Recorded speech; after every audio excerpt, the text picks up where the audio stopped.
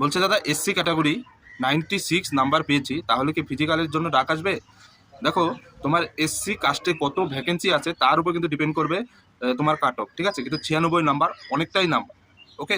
96 number মানে অনেকটাই number পেয়েছো তুমি, ঠিক আছে? প্রায় 100-র কাছাকাছি। তো তোমার 100% ডাক আসবে, তোমার টেনশন নেওয়ার দরকার নেই। তুমি এখন ফিজিক্যালের জন্য প্রস্তুতি নাও, ঠিক আছে?